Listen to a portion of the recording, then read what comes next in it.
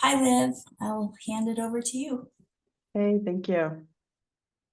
Good afternoon, everybody. We've got a pretty good turnout today. Welcome to the Society of Wetland Scientist webinar series. We're all very glad that you could join us today.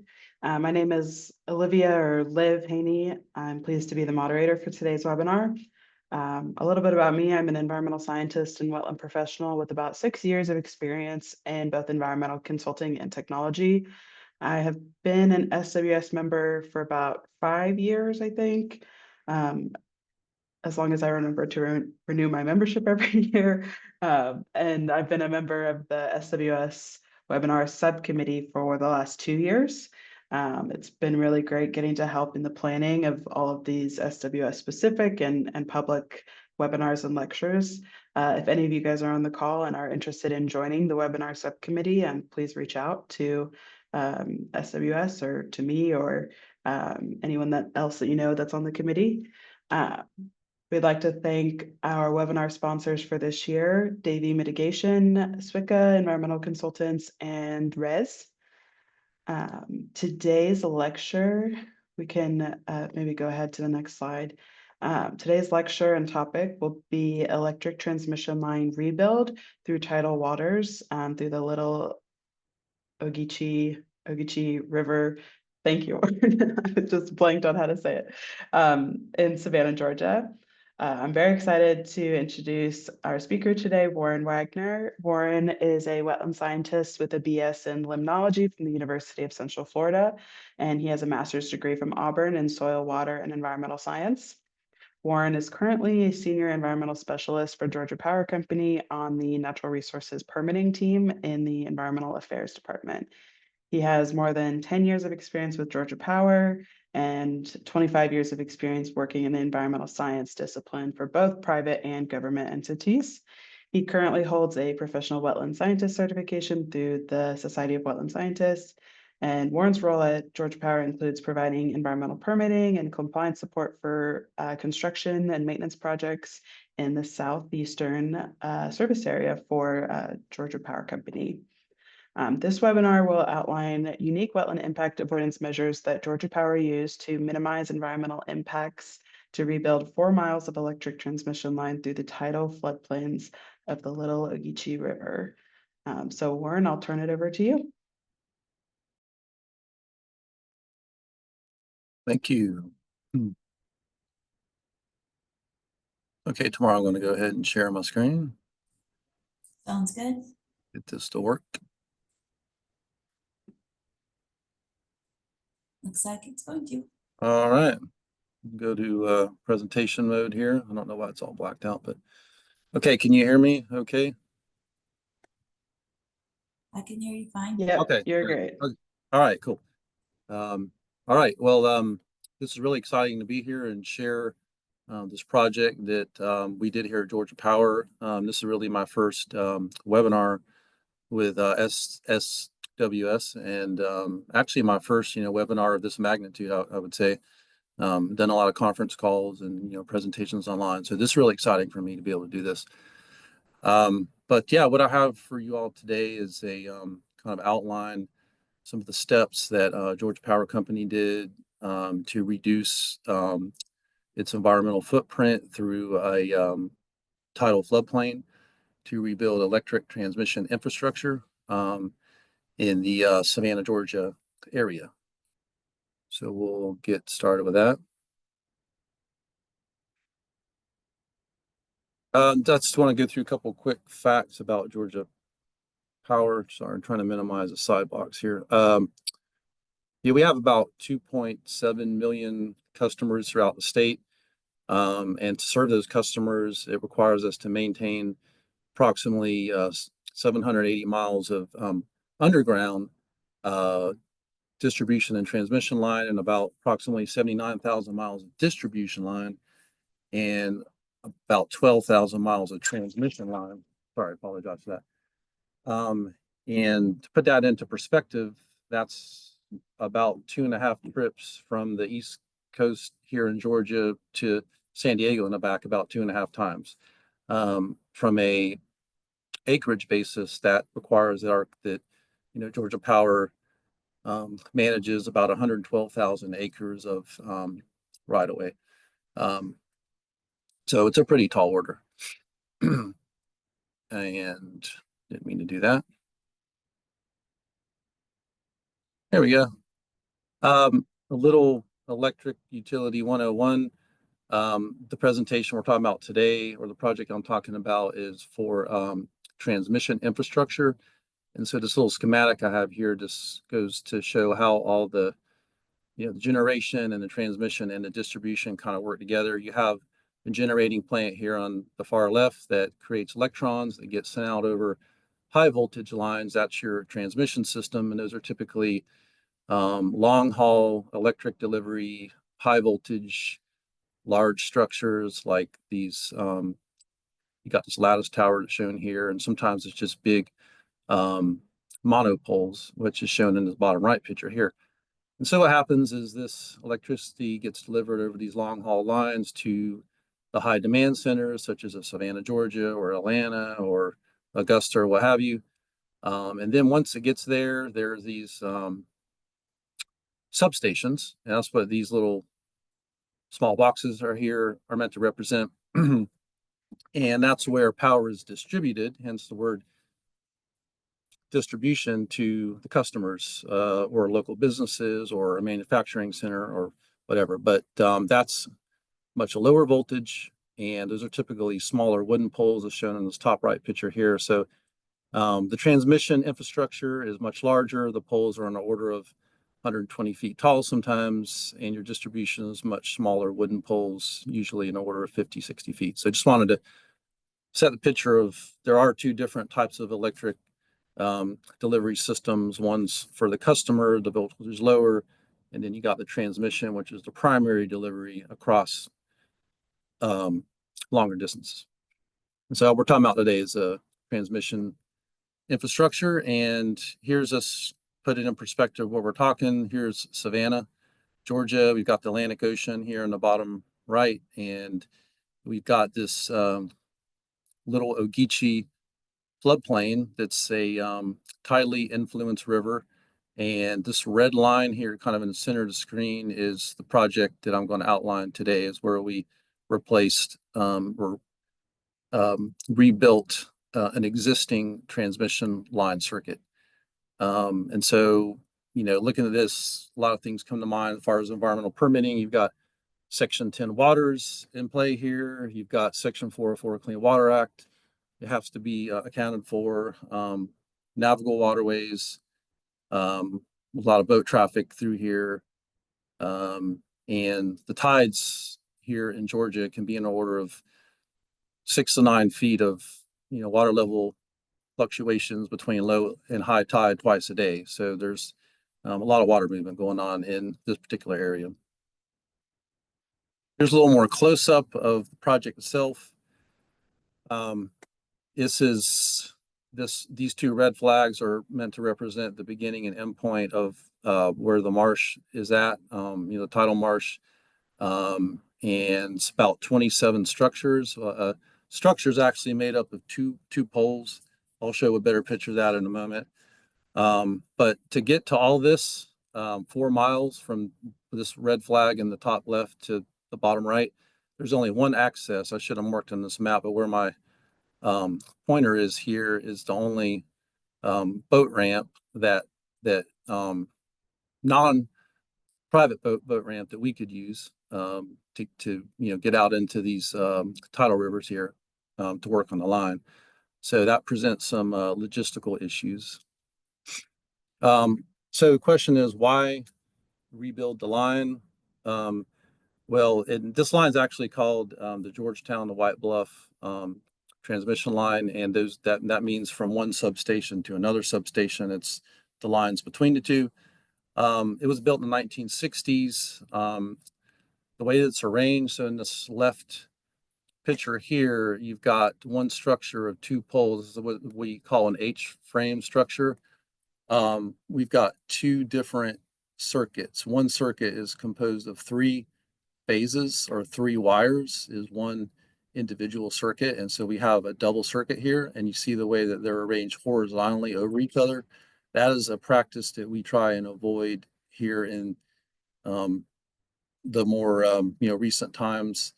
This is to for a lineman or a line crew to get up and work on this, if there's some kind of maintenance issue or some kind of emergency, both of the circuits have to be taken out, which means many more customers experience an outage than if these two circuits were separate on their own pole line, if that makes any sense. And another reason to replace it is because it's just older poles. You can see here in the middle, we've put multiple supporting poles over time and wrap these stainless steel bandings around it to try and essentially put band-aids on it over time. In this far right picture, you can see how the existing structure was starting to tweak one way or the other. That's just due to repeated exposure to storms throughout the ages since it was built. And another reason to replace it is because there's been a lot of improvements in material technologies, such as the hardware on these poles and the conductors, which makes actually the delivery of electricity much more efficient if you use more modern materials. And the other thing is to increase the storm resiliency of the infrastructure and get some safety and reliability and enhancements built in. So those are all the reasons why to embark on this project.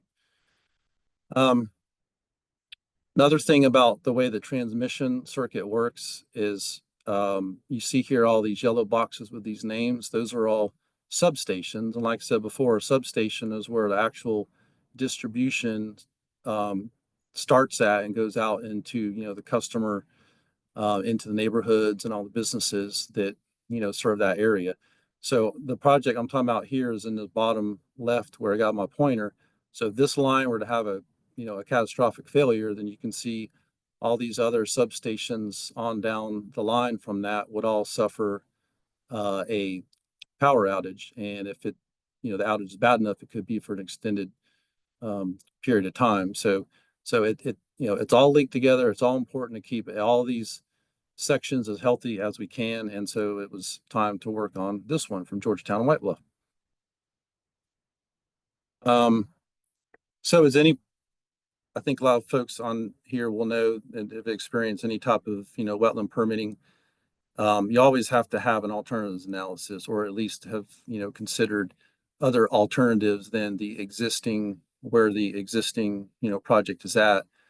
So in this case, we did look at, well, maybe we just take these structures out of the marsh and let's go around to the north and then come back down the south and get back over to the White Bluff substation here on the bottom right. Well, if you look at this map, you can see that if you go south, there's nowhere to go because you've got the Atlantic Ocean at the bottom of the screen. And you can't really see it, but it's there. It's where all this is, draining to. If you go around at the top end, you still got marsh along the Abercorn Street extension. And there's another existing transmission line already there. And to kind of zoom in to the right side of the screen on my previous slide, this is the Q public layer or the tax parcel layer turned on, and you can see all the parcels of land that we'd have to negotiate, or right-of-way agreement with, and also, it's not that easy to convince the local area that we're going to have poles in your parking lot of your business or in your front yard, or it would cause a lot of impacts to the local community, and then also just being able to access those structures once they're in here would be hard too. So that was ruled out. Another alternative would be, well, what about going underground? That sounds like a nice idea. Why don't you just bore underneath the marsh and avoid it all? Well, if going underground for a transmission line is not quite like what you see with these folks installing fiber here recently along the roadside, where it's just a single bundle of conduit going under driveways and things. This is to go underground with a transmission line in a double circuit. Don't forget, you would have a very large bundle of conduit that would be even like twice as big as what's shown in this center picture here. And the trench to install that, at least to get it started, would have to be extremely deep. And you would still need access vaults to be able to get to the major, junction points, because you can't run a continuous 4-mile strand of wire. You would have to have access vault is what they call it. It's a way to get down to where two lines are spliced together. And also the equipment to install underground transmission line is very awkward, you could say. In this top right, picture here, you can see the very elaborate procedure to run this extremely large conduit underground. So that we did look at it, but it just wasn't going to be feasible. So the decision was to rebuild in place.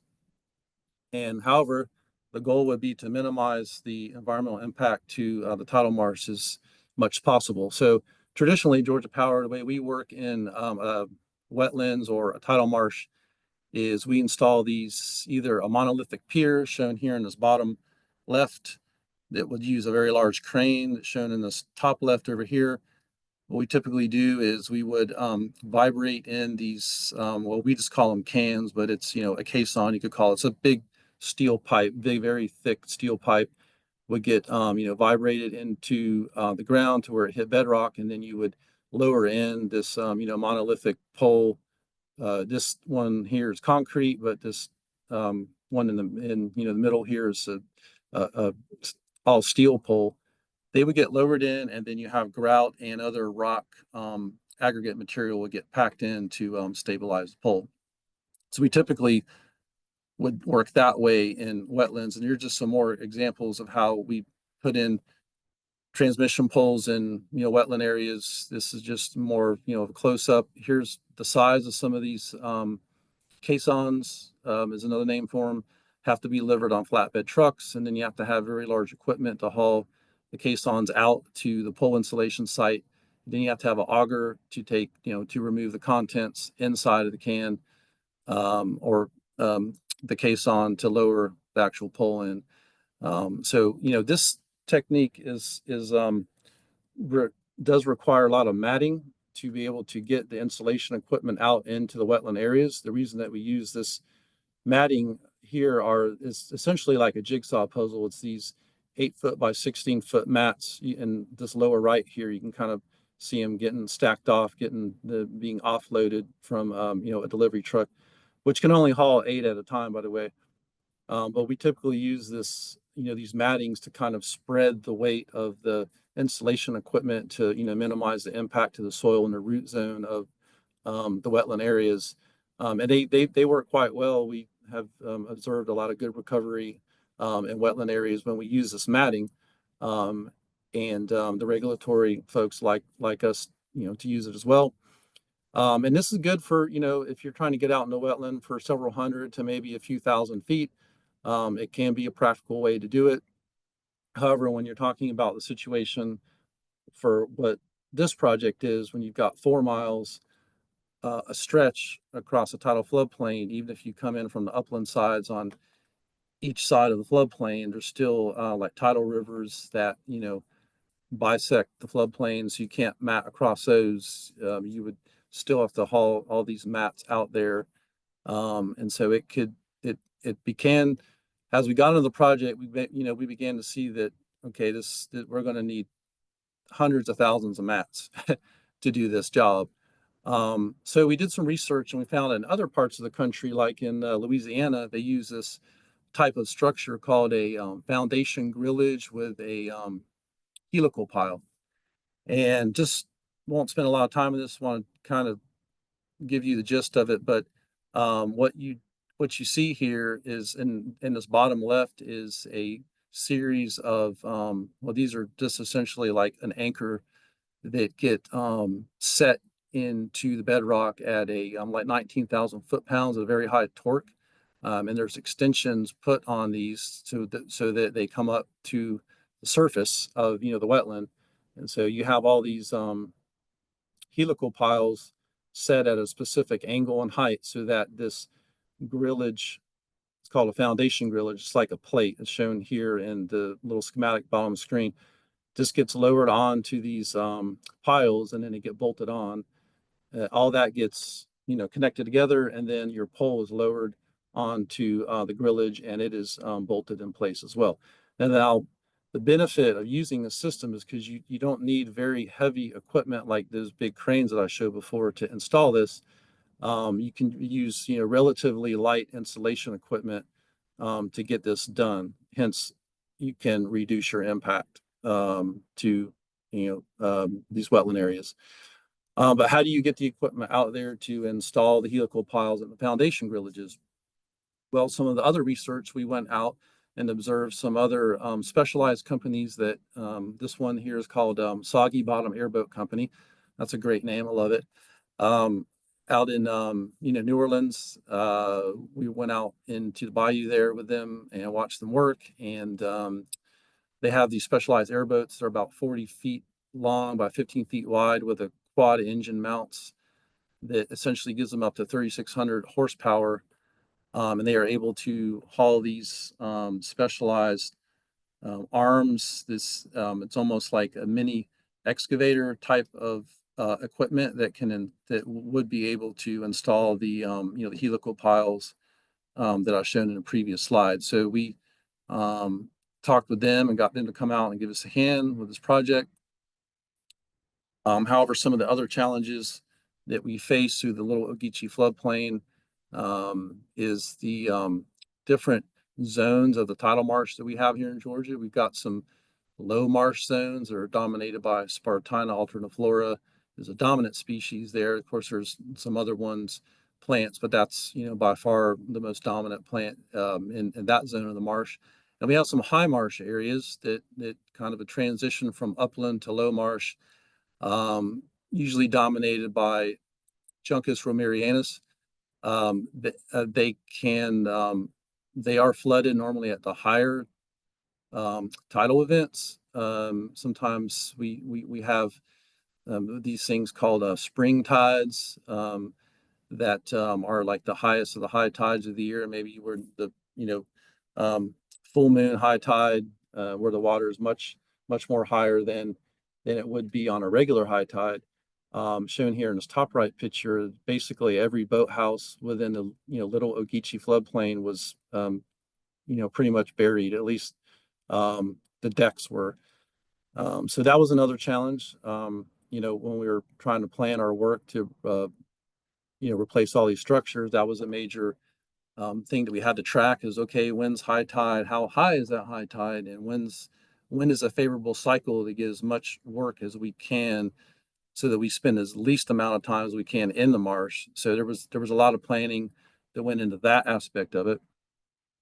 And so here's just some pictures of the project itself. This is in the Little Ogeechee floodplain.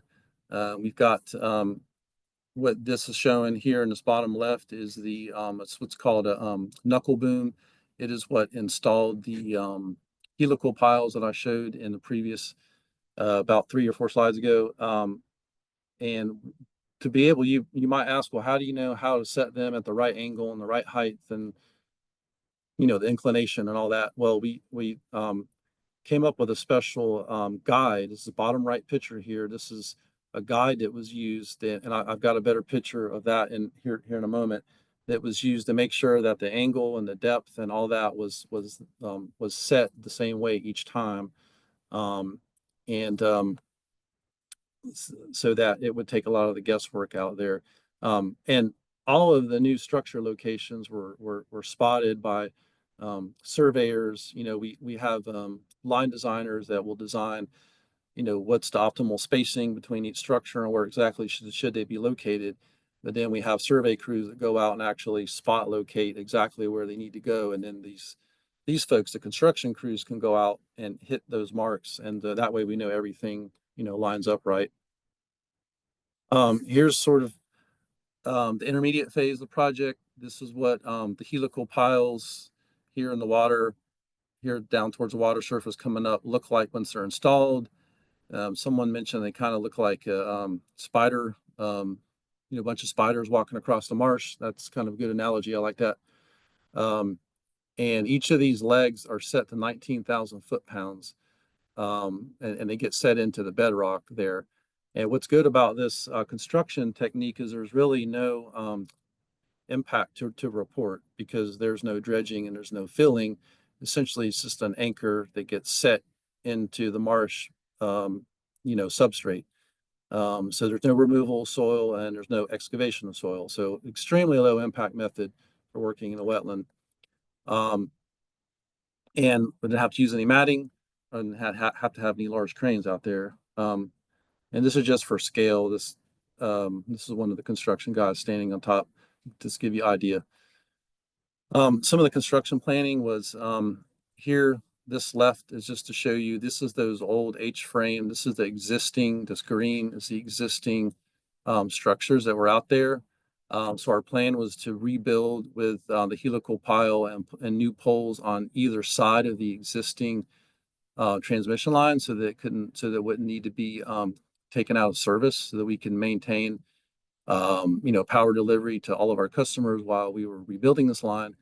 And then this right picture here is just a top-down view of the work plan, essentially build the new circuits on either side of the existing. And then once the new infrastructure was in place and we could transfer the wires over and then use the old wires to pull through the new conductors, really the correct name for it, pull through, the new conductors onto the new pole sets. Well, not only did we use airboats, we had to have some other help. We employed Haberfield Aviation, who's a specialist in the Southeast. I think they work in other parts of the country, but I know in the Southeast, they work down for Florida Power and Light in, the Everglades. And they work in other parts of the country where hard to access areas, are needed.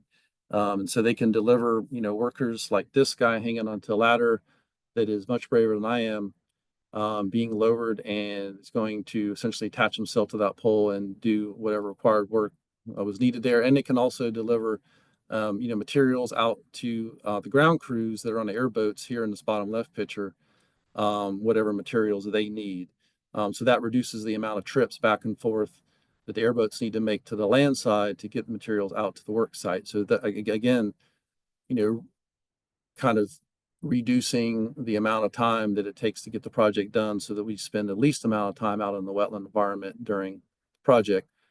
We also needed another type of helicopter to help us, and this was a kind of a Black Hawk style. And they were able to deliver the pole sections. This right picture here shows that. The external load capacity of this particular aircraft is 8,000 pounds, but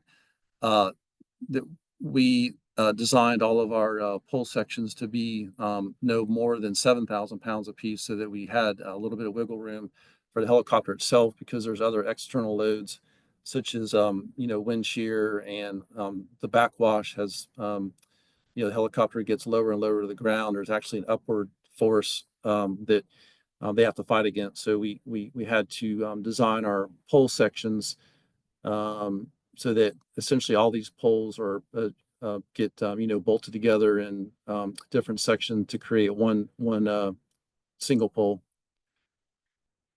This is sort of a side note, just kind of adding to the complexity of the project. This red line here at the bottom of the slide is where our project was. It's a little bit squiggly because I'm not good at drawing a line with my mouse, but this is where the project was at. And so we were in a Army airfield airspace. Most of you may know what airspace is, but for those of you who don't, it's essentially like an imaginary dome of air over a particular airport that extends out to a certain diameter and a certain elevation, where there are restrictions for when you can and cannot fly in.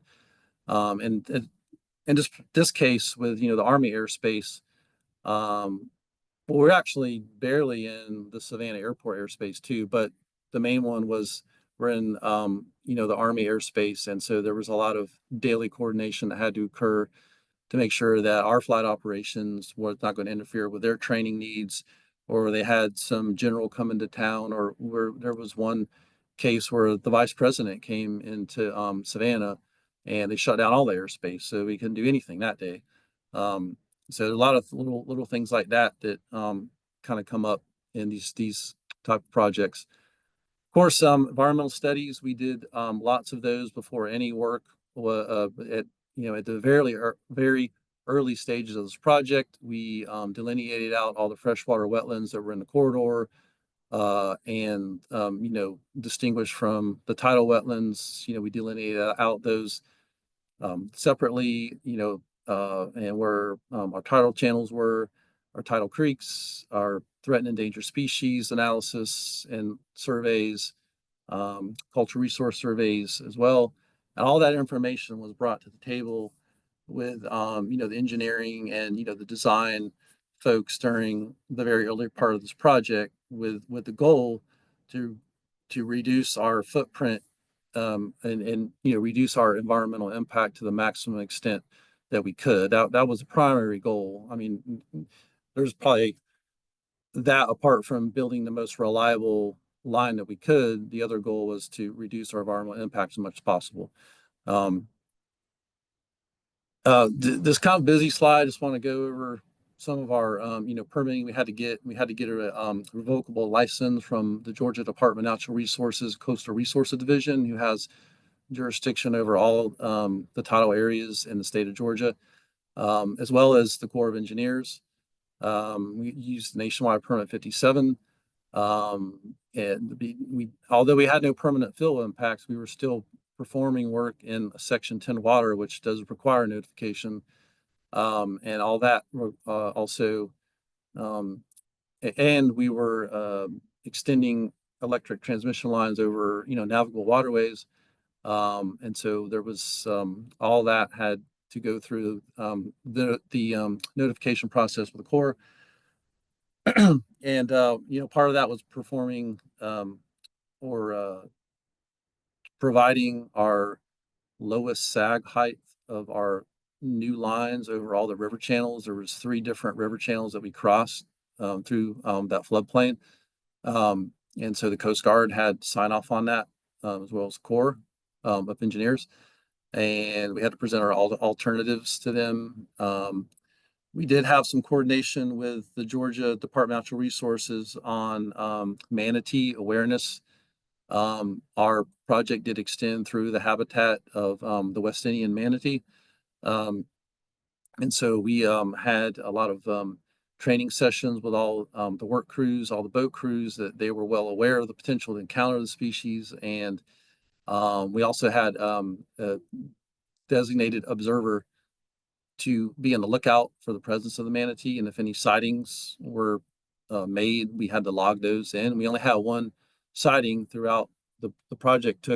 I don't think I went into this, but the project took about 1.5 years from the winter of I'd say the fall of 2022 into the very early winter of 2024. And that whole time we only saw one manatee. So I don't know if that's good or bad, but we certainly didn't cause harm to any. So just a little bit about some of the environmental permitting. Of course, we had wood stork, the potential to encounter the wood stork, and that was also made aware. We did not see any other than some flying by, but there was none within our actual project corridor.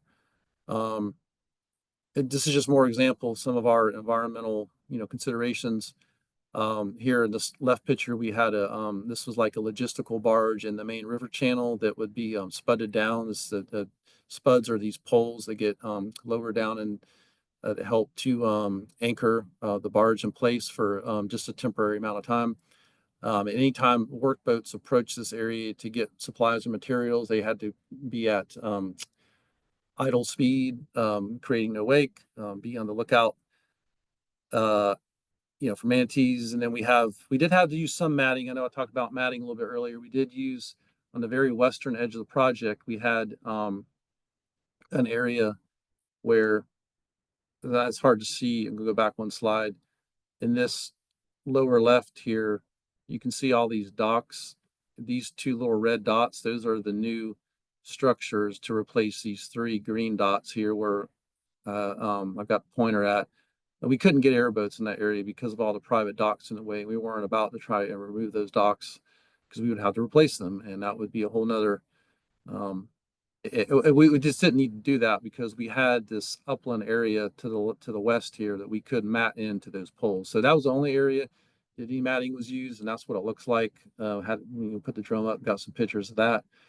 And just here's some action videos. This is one of the helical piles being set using that guide. Kind of a slow, a slow process, but that's sort of what it looks like. So each of those had to be set. Here's that grillage plate being lowered in off of one of the airboats that have a small crane on it. Again, it's like a mini excavator. Well, here in the left, you can see that. Here's another picture of the guide that was used to set every single anchor. This is a laydown yard. This is just a small portion of the amount of anchors that were required. And this is just the finished project or the finished foundation here on the bottom right. We also, another thing to think about is when I was talking about those high marsh zones, is the 40-foot airboat sometimes would be working, and of course, everyone knows throughout the course, in a day you have two tides, you have two low, two high tides. Sometimes these big airboats would get out to the scene of the work for the day, and it would maybe be a low tide going high, and they would be able to get to the work site. And by the time they got done working at a particular location, the tide may have transitioned back to low or maybe all the way low. And if they're in that high marsh zone area, they would essentially have to use maximum horsepower to get themselves unstuck per se, or to get enough, inertia to move on to the next work site. So in order to limit the wear and tear in the engines and the noise to the surrounding area, because there was a lot of neighborhoods on kind of the edge of the marsh, we used that barge that I showed you before and set this big winch up to be able to pull. You'll see the airboat moving. The only reason that airboat's moving is because of this winch. We've got a little 90-degree pulley over here.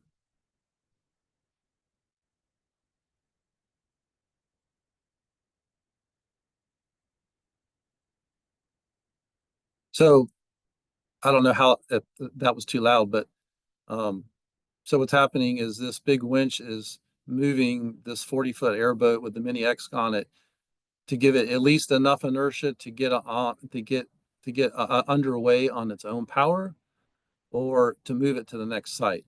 And that way, again, it limits the noise reduction and the wear and tear on the airboat.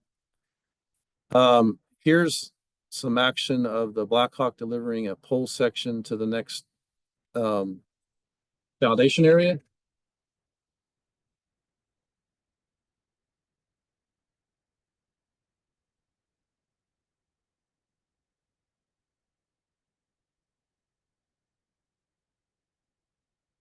And these two lines are taken out of service while this is going on. We wouldn't work with this, what they call hot.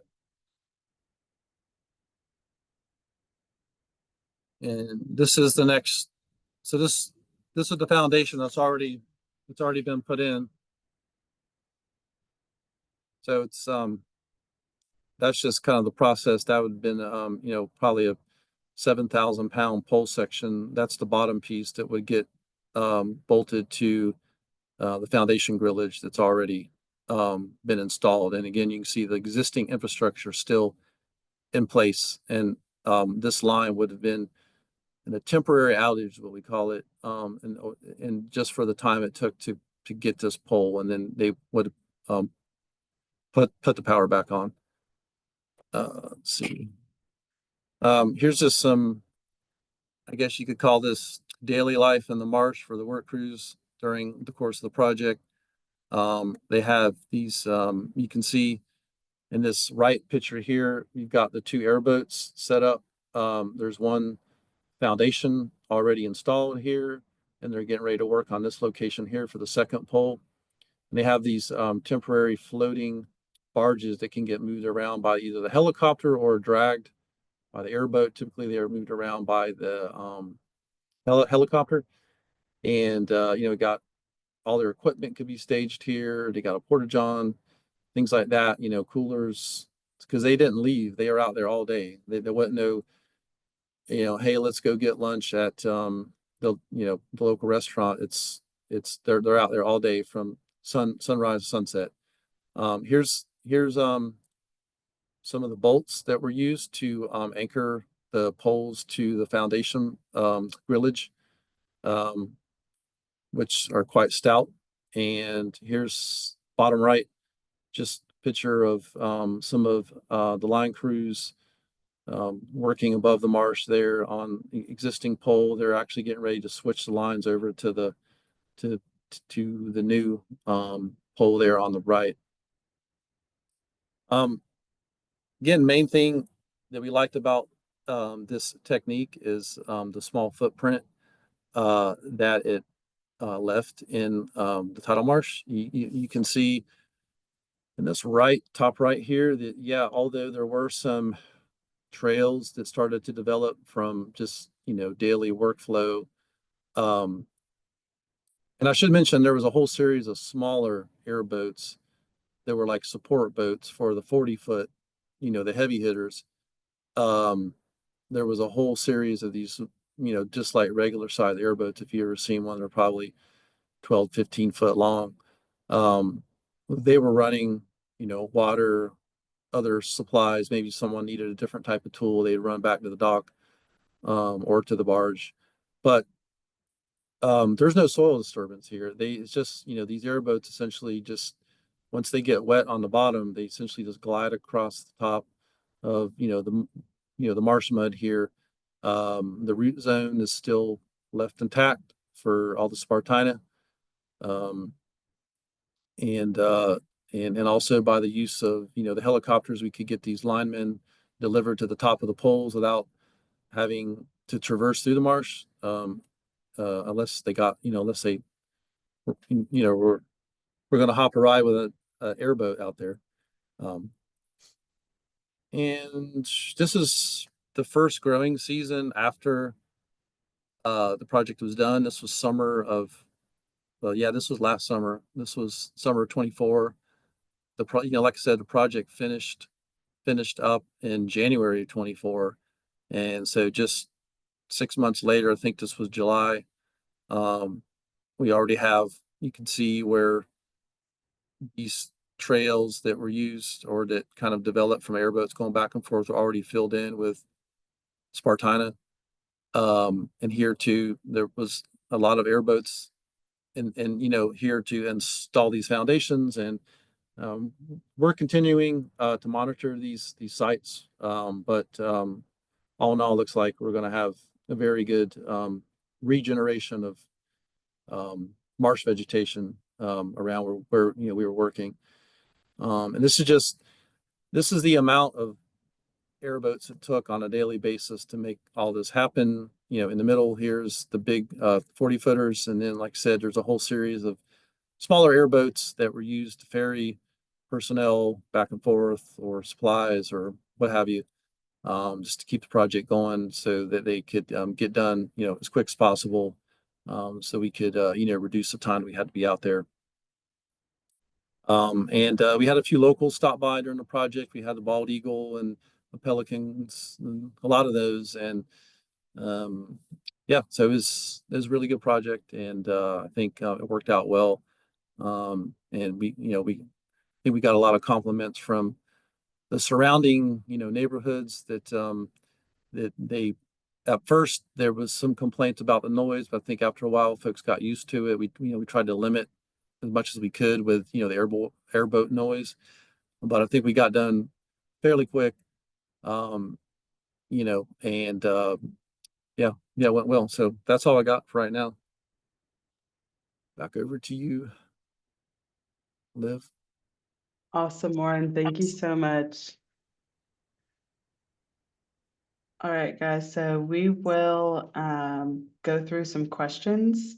This was this is the second time I've actually seen this presentation, and it was just as interesting the second time. So good job, Warren. Thanks.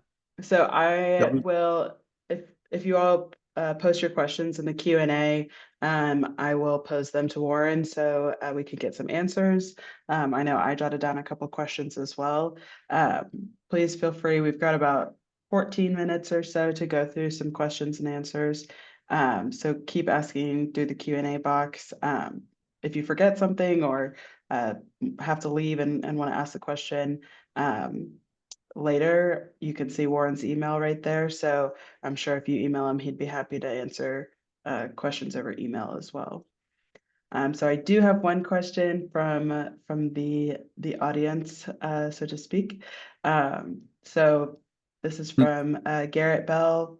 High compliments on the presentation. He said it's top 3 that he's ever seen. Excellent work. So his question is, what is the expected lifetime of the new infrastructure?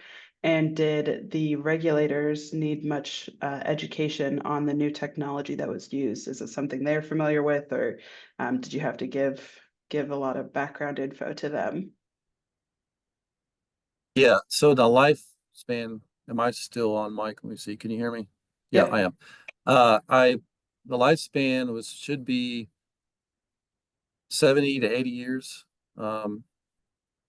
That would be extremely, um, I think that's the extreme end of their lifetime. Of course, they are rated for, I don't know what the wind shear that they were rated on, but the designers did, like factor in, they look at an amount of time and see how many storms pass through this area, hurricanes, and what's the average, what's the highest expected wind load that we've ever received here that has been recorded in, like modern times.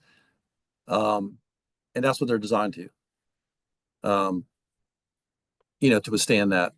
So, and then, yes, the regulatory folks didn't know anything about this technique, not here in Savannah, because like I said, we've never used this before here at Georgia Power, not that type of foundation. We've worked in marshes and wetlands plenty, but not that. So we actually took a lot of time to explain it to them. We showed them a lot of schematics about how it was going to be installed, and even took the Georgia DNR folks out on an airboat ride during the project a couple times and showed them the work in progress. So yeah, there was a lot of education there. Awesome, thank you. Along the lines of permitting and regulators, Gordon Shaw asked a question about did you mention, I guess, nationwide permit 57 also needing a section 10 permit? Did you also need a specific 404 authorization? Or was there an IP, or could you talk a little bit more about the permitting requirements and impacts there? No, so we didn't apply for an IP because our impacts were really, we didn't have any permanent impacts. All of our impacts we declared were, temporary. Of course, the Corps is ultimate authority on whether they are or not, but the way we felt like they were. And we acquired our Section 10 authorization via the nationwide permit process. So the notification for use of that nationwide 57 also included our Section 10 authorizations. I think that's the best way that I can answer that one. Okay, thanks. Gordon, follow up again if you have a more specific Yeah, question. I hope that answered it. Yeah, if you wanted clarification on anything. A couple more questions. So I can't remember if you said this during this this version of the chat. I know you've mentioned it before, but can you elaborate on the when the old poles were removed, how they were removed, and what type of impact to the customers did that face? How much downtime was there for like turning on the new lines and taking off the old lines and all of that? So area planners, what they're called. They have a way to figure out how we can reroute power delivery for a temporary solution while Mhm. work's being done on a section. Am I muted? Oh, no. No, you're good. And so, so we, the impact to the customer was like minimal. They may have suffered several minutes of, power outages, but it wasn't hours of it. And we had to be quick, and we had an outage. If the construction crews requested an outage in that section of line, we had to be quick about it. But so we could continue delivery of electric service to our customers while we transfer the conductors from the old pole to the new ones. That process was essentially fly the linemen in on a helicopter to the old poles, disconnect the wires, transfer them over to the new poles, and then use the old wire to pull the new wire through. Once all that was clipped in, secure, tested, it's all good. Then we would cut the wooden poles off in sections, and a lot of those sections were lifted out by the helicopters and delivered to it's what's called a lay down yards, where we have all of our equipment stored on the upland areas. And so each of those pole sections were essentially cut off all the way down to the mud line, Mhm. as close as we could possibly get it. We did not want to lift the poles out of the mud, because being that it was installed so long ago, we don't know what might be attached to it down there, what more, that might cause damage to, the marsh itself. So we just left them in place, but cut them off as low as we possibly could to the existing mud line. Awesome. Did you guys have to do any studies on, I know I'm gonna say it's oysters that are in some of the coastal waterways? Would that be No, suitable habitat for anything attached to the poles down there? there could be some shell rakes, is what they're called, where you Hmm. could have, some oyster beds along the channel of some of the tidal creeks. But where we entered, where we I guess ingressed from the main river channels up into the vegetated flats of the wetland area. We surveyed that at low tide and made sure there wasn't anything there that would be impacted. So we did a little bit of Hmm. scouting on that, but we didn't have to do anything super extensive in that regard. Okay, awesome. Another question from Jenny Morgan. Can you elaborate maybe on the cost analysis that was done for the alternatives analysis? How much was cost a driving factor compared to, like, I know it's all a balancing act. You want to minimize environmental impact, but you also want to minimize cost. Just elaborate a little bit on that cost factor. Yeah, so the right-of-way agents who have much more experience in negotiating with private landowners to say, Hmm. hey, would you mind if we put a pole in your front yard, or what, could answer the money question. But I would bet that it would be much more expensive to go through 150, 200, parcels of land than, and no doubt, the technique that we use with the airboats and the helicopters is extremely expensive. Hmm. Um, but that was fine because the environmental impact was the least that we could, achieve. Um, but I would say that going around and rerouting um, through, all those private land parcels would be much more expensive. Okay, awesome. Thank you. Hopefully that answers Jenny's question. I had a couple maybe quick questions. Um, do you know what the average rate of recovery Hold on. is when you, oh, So I'd say we got one more after yours, if we have time. yeah, if we have time, yeah, yeah. Yeah, yeah, yeah. What is the recovery rate when using timber matting? Is that I guess, how does it depend on how long the matting's out? It looks Yeah. like you showed the recovery photos where the airboats were trafficked, but did you guys go back and study where the timber matting had to be placed in on that western side? What does that rate of recovery look like for the vegetation there? It's probably a season or two beyond the airboats. We are actually working with the Coastal Resources Division on a couple spots on some of our previous projects where we've used matting. We've done some studies with them to monitor, recovery of like species and the elevation, the long-term impacts to the marsh elevation. So we're doing some research on that now. But just from my experience, that where you use matting is probably 2 to 3 growing seasons to get full, recovery, whereas the airboat, essentially one. Mhm. Okay, great. All right, another question from the group. So you talked a lot about sort of the mitigation that you took in to minimize environmental impacts throughout the construction process by using the airboats and using different like helicopters and stuff like that. In general, how were the local ecosystems, such as the freshwater and the tidal wetlands and the marsh habitats?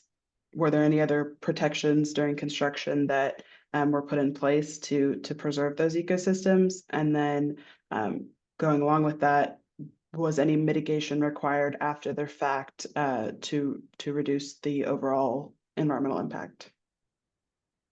And no post-construction mitigation. That was not needed. We worked with the CRD on that just to make sure, that we didn't need to, but and the Corps didn't. I mean, they didn't require any mitigation because their impacts were, below the threshold. But I would say during the project, we minimized our exposure to the wetland areas by keeping the construction crews or the boat crews to only use the same ingress egress paths. So in other words, we're not going to be lacing the marsh with all these wild airboat paths everywhere. We're going to use one specific in and out every time, to just so that the only place that there's any trails that were made from the airboats was just, as least amount as possible, if that makes any sense. And then in the landing in the staging areas, from the upland transition to the marsh, where we would actually make sure that we used all the public boat ramp to launch airboats, so that we were using the concrete ramp, versus trying to launch from the side of the bank. We also had a very large crane set up in the laydown yard that would lower the larger barges, just pick them up from the upland area and then set them down into the river channel, so that we didn't have to create any other type of temporary ramps or impacts to the marsh in that, transition area. Awesome. Thank you. Ended right on time. Perfect job. Yeah. Good. So we're right at time. Thank you guys so much for joining, for asking questions. I'll give another thanks to our sponsors, Davy Mitigation, SWICA, and RES. They make these possible to record and provide to the public and to keep in history on SWS's website. Just a reminder, you can access all previous webinars via SWS's website when you log in with your membership. Please be sure to go ahead and register for our upcoming webinars as well at sws.org. And there will be a survey that comes out to you, all of the attendees. If you can fill that out, that helps a lot with helping us pick the future webinars, topics that you want to cover, and just general feedback on how the presentation went. So thank you again, Warren. Really appreciate you taking the time to share this really cool project. Yeah. Thank you guys so much, and we'll see you next time. Thanks. Appreciate it.